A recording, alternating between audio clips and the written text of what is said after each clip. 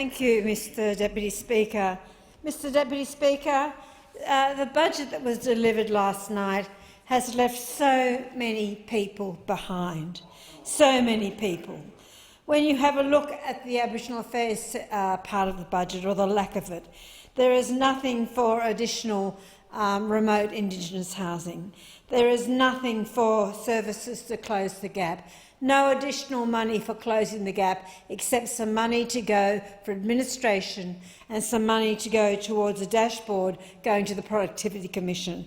That will not help Aboriginal people at the grassroots community level.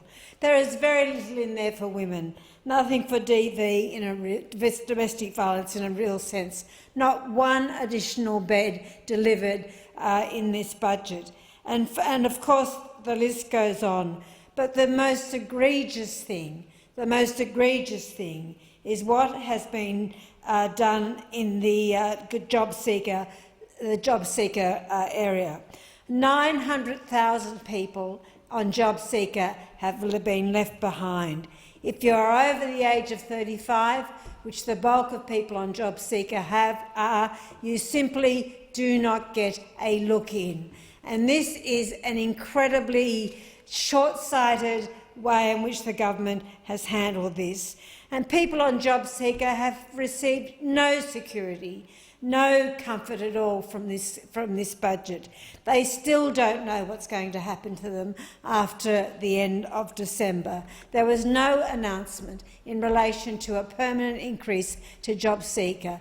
So we are assuming it will snap back, as the member for Whitlam said, to $40 a day once the JobSeeker coronavirus supplement finishes. I do welcome younger people, of course being a focus of the budget, but it can't be just that. And the ignoring of 900,000 people, understanding that the unemployment queues are going to grow on the government's watch and the government's own admission by about 160,000 by the end of the year. The fact that there is nothing there, particularly in terms of people over the age of 35, is just astounding. And what's really, and I know this because we've done the research, what's really galling about that is that the bulk of people on JobSeeker over the age of 35 are women. That is the biggest cohort of people on JobSeeker.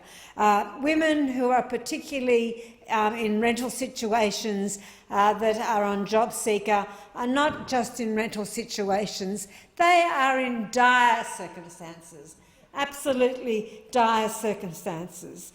There is no plan in this budget to support Australians who have lost their jobs. And as I have said, not over 900,000 people on JobSeeker will be excluded from help. In fact, it's 928,000 people on JobSeeker will be excluded from help. And that just seems to me to be incredibly short-sighted.